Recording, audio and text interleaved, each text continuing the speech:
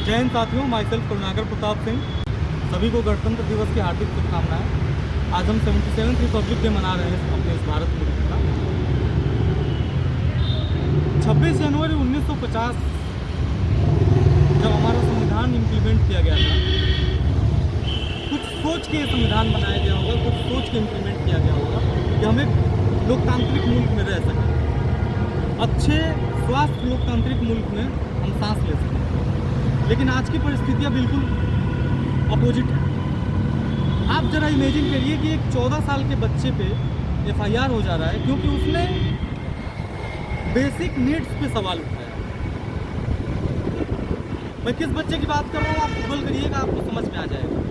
मैं नाम किसी का नहीं लूँगा इस वीडियो में। ऑन द अदर हैंड, वहीं दूसरी तरफ अगर हम देखते हैं, 2 पॉस्को लगा था, उसके बावजूद सरकार उन्हें संरक्षण दे रही है, वो भी रेपिस्ट। क्या ये स्वस्थ लोकतांत्रिक मुल्क की पहचान है? आखिर हम टैक्स किस लिए देते हैं? टैक्स देते हैं सरकार को जनता की हिफाजत के लिए, और वो हिफाजत रेपिस्टों की कर रही है। क्या कहेंगे आप? कब तक आप चुप रहेंगे? आज हमारी बारी है, कल आपकी बारी होगी। कब तक चुप रहेंगे आप? आवाज़ उठाइए। देखिए, मैं एक चीज़ क्लियर कर देता हूँ मेरे साथियों, मैं क्लियर कर देता हूँ, मेरा इंटेंशन हमारे देश को नीचा दिखाना बिल्कुल नहीं है। मैं आपको एक क्लियर कर दे रहा हूँ। मेरा इंटेंशन सिर्फ ये है कि मैं सरकार से सवाल कर रहा हूँ, क्योंकि संविधान जिस तरीके से लूप होल खोज के उसमें अमेंडमेंट किया जा रहा है, पॉस्को लगने के बाद भी उसको बरी किया जा रहा है, मुझे लगता है कि सरकार को इस पर सोचने की आवश्यकता है। और डरते किस बात से आप किस बात से डर रहे हैं? अगर भगत सिंह ने आवाज़ नहीं उठाया होता आज, तो शायद वो हमारे और आपके आइडियल नहीं होते। कितने दिन जिएंगे? अमर होने के लिए तो आप भी नहीं आए हैं भाई, अमर होने के लिए आप भी नहीं आए हो और हम भी नहीं आए हैं। आप भी किसी दिन निकल जाओगे इस दुनिया से, मैं भी निकल जाऊंगा। तो आवाज़ उठाओ ना, क्या डर हो रहे हो? डर क्यों रहे हो? कब तक चुप रहोगे?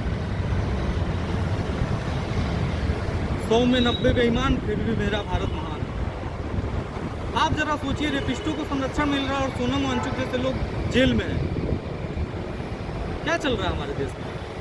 विश्व पटल पे हमारी छवि जो है इतनी बुरी हो चुकी है कि हम लोग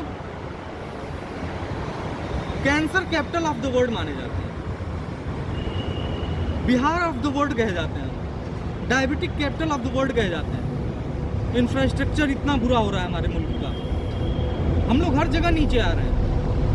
अगर आपको लग रहा है कि मैं किसी पर्टिकुलर पार्टी को टारगेट कर रहा हूँ, तो इलाज कराइए जाके। अपनी मानसिकता आपकी खराब है। तो मैं हर उस सरकार से सवाल पूछ रहा हूँ जो अब तक गवर्न किया है और अब तक रूल कर रही है। मैं हर उस सरकार से सवाल कर रहा हूँ जो किसानों के हित में नहीं है, जो संविधान और छात्रों के हित में नहीं है। मैं हर उस सरकार से सवाल कर रहा हूँ, जवाब दीजिएगा। मेरी वीडियो से अगर आप कुछ भी समझ पाए हो और थोड़ा भी आपको लग रहा हो कि मैं एक क्रांति की बात कर रहा हूँ, तो प्लीज़ आप मेरे साथ जुड़िए। हाल ही में एक अभी नया अमेंडमेंट आया है, यानी कि एक नया रूल आया है UGC में। आप जरा सोचो, इसमें ये कहा जा रहा है कि OBC SC ST जो है, कोई भी अगर कंप्लेन कर देता है जनरल कैटेगरी के खिलाफ, तो उसकी जो स्कॉलरशिप है या फिर जो भी एक एक्शन लिया जाएगा। आप हमें बेवकूफ़ बना रहे हैं या आप खुद हैं? जिस देश का प्रधानमंत्री OBC है, गृह मंत्री OBC है, जिस देश का राष्ट्रपति SC कैटेगरी से है, उस देश में ये हाल है, तो फिर आप क्या कर रहे हैं पद पे? कैसे कैसे कानून ला रहे हैं छात्रों के लिए आप? इस हिसाब से तो देखा जाए तो कोई भी जनरल कैटेगरी का छात्र यूनिवर्सिटी में पढ़ ही नहीं पाएगा।